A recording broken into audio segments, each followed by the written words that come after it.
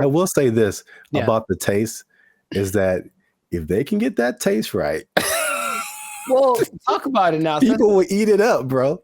And for some reason, chicken and fish seems harder to do than maybe because they've been doing it longer. But the ones that I've seen that are like fish and chicken, they look terrible. Yeah, I've had the nastiest like a plant-based chicken. Oh, nah, bro. Can't mess up God bread like that. Come on. But like, there's all this stuff about McDonald's and like, is there chicken nuggets? Is that real chicken? What is that? And like, it's tasty though. So people, did you know that they use rats in their chicken nuggets? Yeah. It's tasty though. Exactly. Some sweet and sour sauce on that thing and keep it rolling. Some honey mustard, it ain't that bad.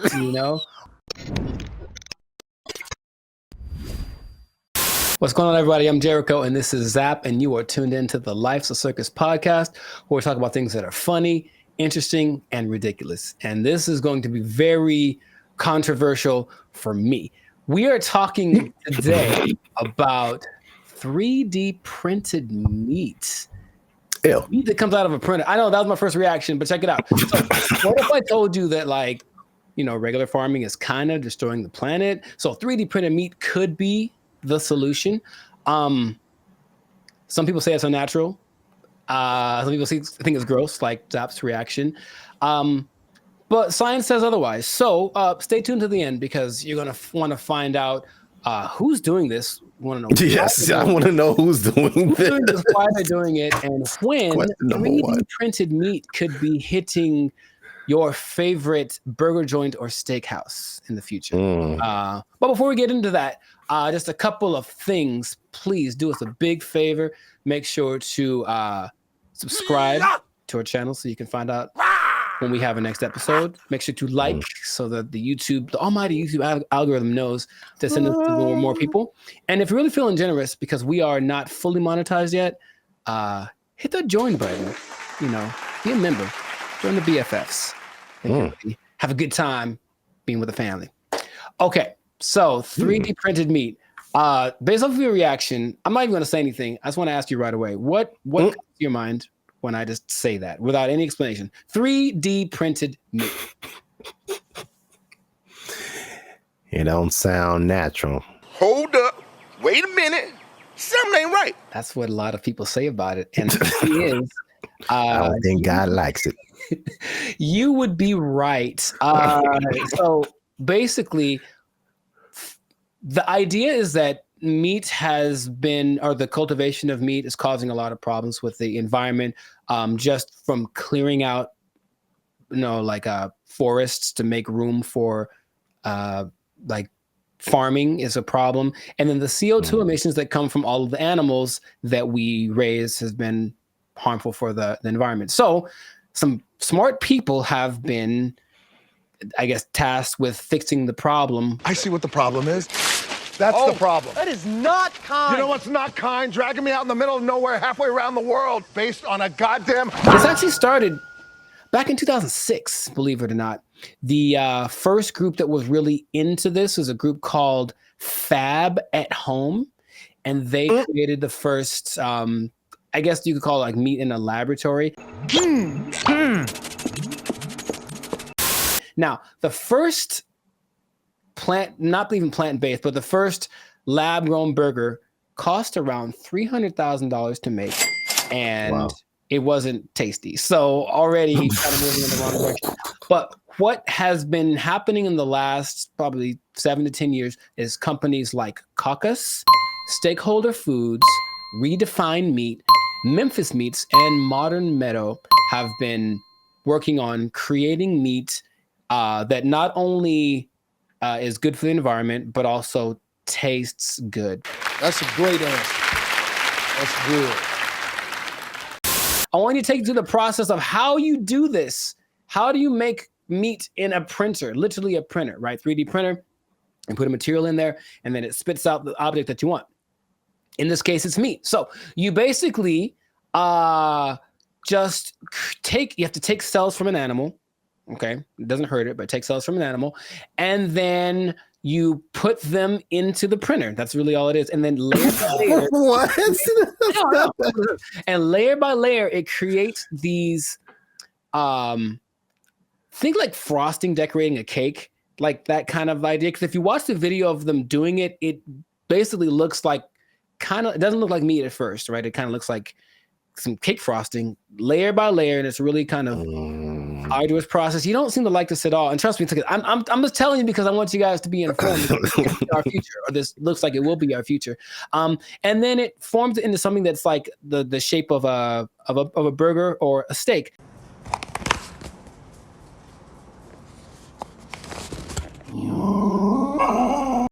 And the machines are so precise now that they have studied like the marbling patterns that actual meat has in order to try to make it look the same and react the same and have the same texture. But once it's made, you can cook it and eat it, and it's supposed to be just as good as regular meat without any of the byproduct. In fact, well, what is? I got a question. What is it make? It's making cells. You're putting in cells, and it's printing out cells. Yes. Yes. And they mix the cells of like plant-based proteins, if you will, and then the combination of the two can create these fibers that look, when you look at it, it looks like meat if you made it with, but it used to be you had to create some kind of a broth, they called it, and then put the proteins in there, and the proteins would kind of like grow by themselves. Let's just grow meat without having to make the animal, which is a weird thing. But they've been doing that with like organs and stuff because they're trying to like, and then in this case, they're like, well, we want it to be faster and less expensive. So I mentioned the first one was very expensive, like $300,000, but now it's relatively cost effective. We'll get to that in a second. I still don't get it. Is this like, because I remember like years and years ago, we heard about like Dolly the sheep and cloning and stuff like that. And that was, I feel like that was 90s. It might have been the 90s. Yeah. They were like cloning animals. Yes. Do you have any idea if this is this like a step further, or is it kind of like the same thing? There is apparently like meat DNA in the process, but I don't think so, especially since you're not trying to grow the animal with the organs. You're just literally just trying to grow the meat part of it, which is pretty unnatural if you think about it, but yeah. I wouldn't. It's a natural sentence to say. I wouldn't put the two in the same category. Okay. Trying to grow the meat part of it. You know what I'm saying? Yeah, but check it out. The idea is that I am the meat. Now take a bite. There's less deforestation, there's less pollution, there's less greenhouse emissions because these animals aren't farting all the time, which is really causes. I had a percentage that I can't find, but it was like in Australia specifically, there's like half the. Don't quote me on that. Never mind. But a lot of the greenhouse emissions come from cows. Just literally come from cows. Very mature, Rondale. And so with this, there's no antibiotics, so that's good. There's cleaner meat, no animal cruelty, and there was a big development in this around 2020. Okay, so there's a guy named Giuseppe Cionti. He created this company called Nova Meat, and his whole goal was, I just want to make meat that's better for the environment.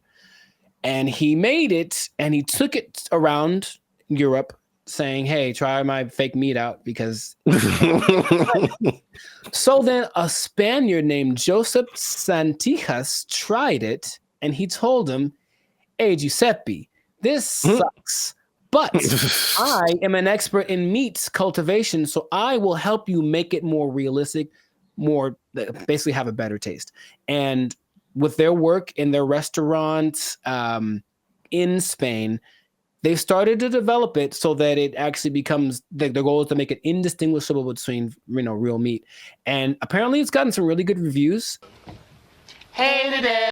It's just still takes a lot of money to make it, meaning the energy that you use to work the printers it runs like, high electricity costs. They're trying to work on bringing that down, but they can still make meat that's relatively good. That's one of my mission parameters. The issue is because of taste. And there was a really great thing on BBC where they had a reporter go and try the meat out with like a bunch of people, because there are certain countries. I think Singapore was the first country to say this is okay, and a lot of countries are saying no, this is not okay. Please don't bring it.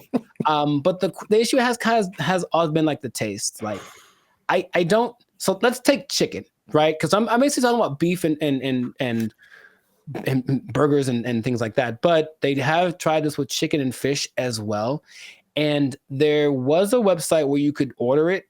And so one TikToker or whatever tried it out. He's like, man, it just doesn't respond the way that meat should. It's mushier than it should be, all this kind of stuff. But the reporter on BBC said, you know what? If you told me that it wasn't real meat, I would have thought maybe it's like meat that you got in like a package, like a microwavable frozen dinner kind of thing. So it's not amazing, but it is passable, he says. That's what they want you to believe. Have you tried those Beyond Burgers? I have. What did you think? Well, that's a whole thing too. I know I've been hearing different things about that because their sales have been declining. And I think it's a money thing, but also the taste. There's Beyond, and there's a few other like big, like whatever you call the plant-based meat companies. And then some of them have tasted better than others for sure. I can't remember which one I had. It was like, okay, but I could still tell it wasn't meat. It wasn't like regular meat.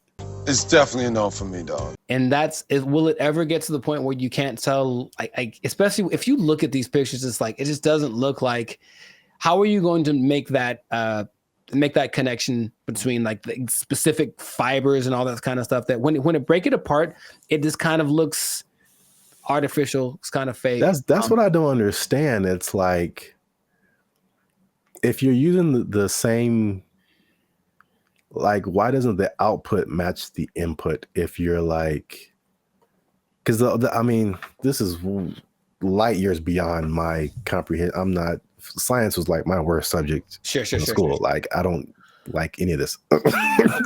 But like, I don't understand why you're using cells and you print out something that's not the same. Why doesn't it look the same? Why doesn't it taste the same? It feels like the cell part is like 5% of the equation. And to make the outcome like you're talking about, it would have to be 100%. And I think maybe cloning, stuff like that, that's 100%. And for them, they're going like, we got it. This is enough. So just a hint of the meatness. And then I start to smell them. So it's like a smell that tastes like, so I knew something was wrong. I knew something special about it. And the machines, they just push buttons and it looks like choosing a different coffee, cappuccino or espresso. It looks like that. I want a porterhouse. I want a T-bone, that kind of a thing. But the pictures look better than the outcome for sure. And then every video that I've watched of people eating it, it's kind of like this apprehension. But what a lot of people are saying is that with time, the younger generations being more maybe conscious about the environment might accept it because it's not something foreign to them. It'd be something that they kind of grew up with. So over time, they expect the sales to grow. They know what they did. They know what they did for sure. It seems like over time, maybe it will get accepted, but they really have to do something with the taste part about it. Because a friend tried to fool me once, and he gave me a burger. I could have known because he kind of was like, "Hey, you want a burger?" And like, he never asked me that in my life. And so I tried it, and like my spider senses were tingling, man. I was like, "There's no way this is a burger." Just off of like the chew. The first bite, like, nope, rejected. Did it taste bad? It tasted like beans.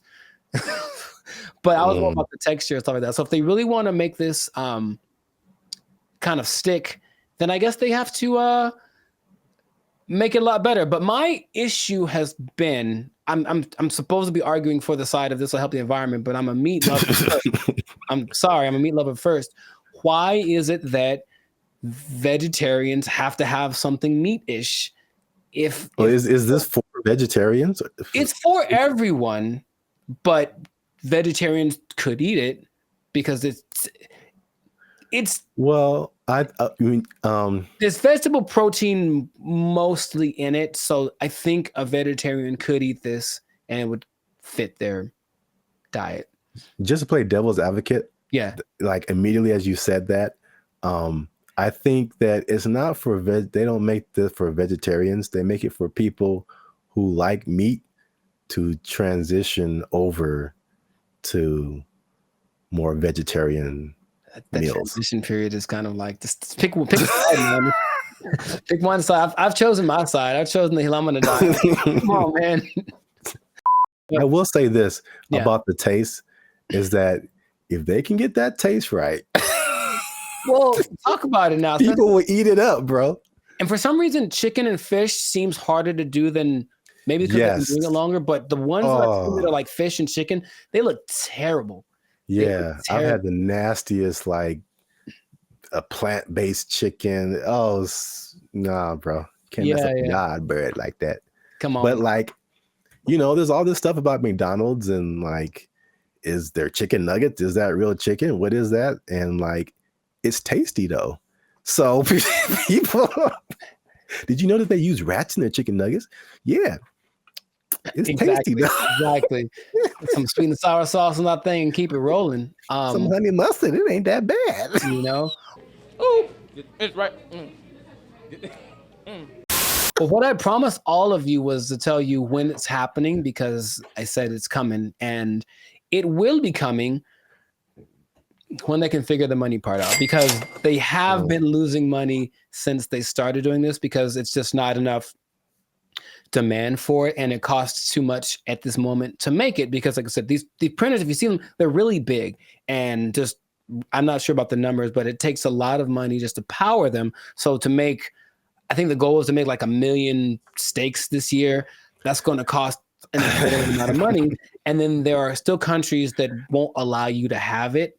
So they're very small places. I believe there's a place you can go in like Switzerland to get them, and a place in England where you can get them. And that's really, okay, I have it here. Hey, y'all, come look at this. If you want to try this, you need to go to Germany, okay, or you can go to Israel. If you want to print your own meat, raise your hand. The Aleph Farms received approval from the Israeli Ministry of Health, so you can get it in Israel as of April 2025. So it really just depends on the region if you want to try this out. I would love to try it just to get. You want to taste it?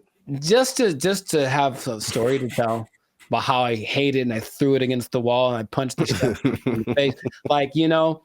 But it could be an answer to the issues that we might have in the future with the population increase and agriculture not being what it used to be. So people were just kind of looking forward, and then maybe generations in the future that didn't know that we didn't have this at one time might just say, yep, this is what meat is. And they might slowly transition it into our everyday life. But it really depends on a lot of factors that we still have to see. So for now, don't worry about worrying that your Big Mac is this 3D printed. It's not going to be that for a while, but in the future, they're trying to make it happen. So I know now why you cry.